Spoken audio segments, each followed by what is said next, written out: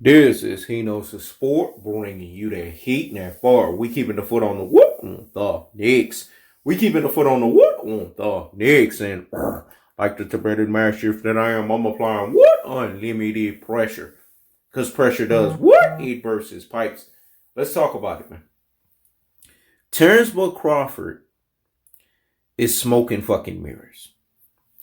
Terence Crawford has what we call PTSD.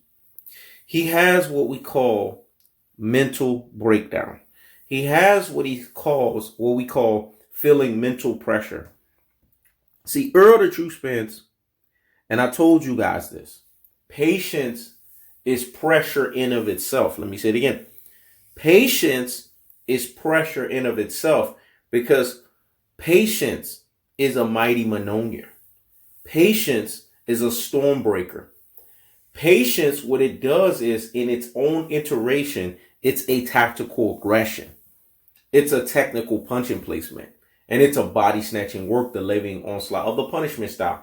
Because patience, in the form of pressure that it is, it's a form of punishment. Terence Crawford ranted the way that he did yesterday is because he's showcasing that the pressure is now taking stock. It's taking hold. And he knows his sport has nothing left but to say, an addiction, King strikes it, guard. An addiction, King strikes it, guard. Because he knows his sport told you guys this stuff, man. He told you that Terence Crawford was going to be pressured into eventually having to do what he didn't want to do in the first place, which is to take the Spence versus the Crawford fight. Terence Crawford is in a precarious situation because Terence Crawford has to understand that he is the fucking B-side. In this fight of this epic proportion and epic magnitude, in all super fights, in all big fights in boxing, there was always an A-side to a B-side. Muhammad Ali to Joe Frazier. Everyone knew Muhammad Ali was the A-side, even though Joe Frazier was the formidable opponent. When we look at Marvin Hagler and Tommy Hitman Hearns, everyone knew that although Tommy Hitman Hearns was the guy that could potentially do this, he could potentially do that, kind of like what you're seeing from the Chihuahua barking behind the damn fence. Everyone knew that Marvin Hagler was the A-side. When we look at Floyd Mayweather and we look at Manny Pacquiao, everyone knew that Floyd was the A-side equation. In fighting, there has to be an A-side. And there has been instances where guys like Floyd Mayweather, guys like Errol the True Spence was not always the A-side. Errol the True Spence wasn't the A-side against Kell Brook. But he had an A-side mentality. What I said was so deep and profound. Let me let that marinate in the corpus callosum and in the cerebellum. So hear me. Fucking well. He had an A-side mentality. The A-side mentality that he had was as simple as this, that he was going to win no matter what. See, when a fighter tells you they don't care what the conditions are, that they're going to do whatever it takes to showcase and to know who they are at their truest and their most properest levels of heavyweight lifting, and they are chasing greatness, they don't care that in the short term, in the interim, they're the B-side. Because in the long-lasting event of it, there's an A-side equation that's going to find them. This was the same case with Floyd and Oscar De La Hoya. Floyd knew he was going to beat Oscar De La Hoya. Floyd knew he was going to embarrass Oscar De La Hoya. Floyd knew he was going to do Oscar De La Hoya's ass the fuck up. So what people got to understand in this most cold-hearted, in its most unadulterated, and in its most cutthroat true telefashion is as simple as this. Spence versus Crawford is going to happen. Don't be deluded, fight fans. But Terence Crawford has to bend the proverbial fucking knee. He has to kiss the ring while they at it.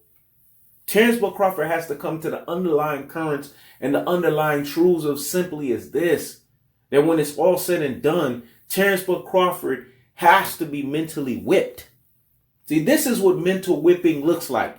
This is some kind of form of mental whipping that a Hinosa sport does to motherfuckers. Because it's called unlimited pressure of battling in the minds. You guys have to understand, all sports are 80-20. 80% mental, 20% physical.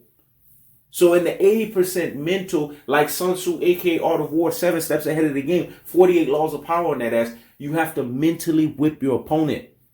Terence Crawford understands this, and he understands this very clearly. I see what his problem is. And Hinosa Sport, in the Hinosa Sport Truth Serum, is the only one that's addressing the problem.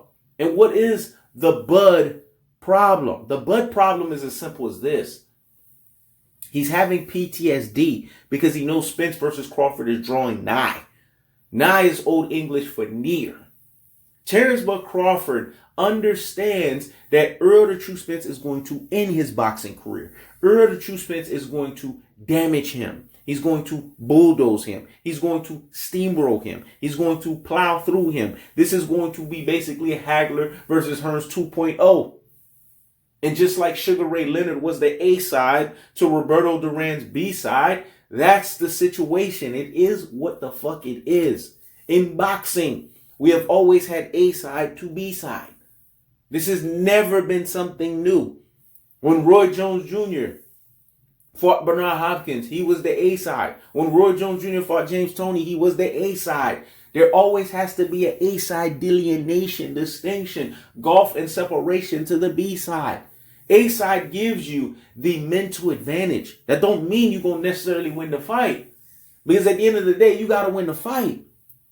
But in the 80-20 rule, at this level, like Eric Thomas, the great mentor, said, at this level, we ain't practicing no more. You either got it or you don't. And at this level, 80-20 is every fucking thing. Because when we look at what Errol the True Spence is built up with, we look at what Terence Crawford is built up with, what Terence Crawford is doing, and I have to enact it in this iteration, he's being a chihuahua parking behind a damn fence. Because he's acting in chihuahua tendencies. You've balked all this time like chihuahuas do. And then when the time comes to actually get the free smoke, if you want smoke, it's free. But you can't smoke for free. If you want smoke, it's free. But you can't smoke for free. If you want smoke, it's free. But you can't smoke for free. If you want smoke, it's free. But you can't smoke for free. If you want smoke, it's free. But you can't smoke for free. So the smoke is free. Because Errol the True Spence stepped up to the plate and said 60-40 graciously. This is a payday Terence Crawford never fucking had. And Bud Man fans, they can't justify this shit. Terence Crawford had a Bud PTSD moment because he realized via patience of tactical aggression, via patience of technical punching placement, and via patience of body snatching work, the levying onslaught, the punishment style. Errol the True Spence folded his ass up like a fucking pretzel. He was too big, too durable, and built too fort tough mentally for him. What you guys are seeing right now is Errol the True Spence showcasing you what is actually going to happen physically in the ring, because mentally, he's dominating Terence Crawford. And Terence Crawford is a guy that's a strong-willed individual. You guys have to understand why something like this bothers him.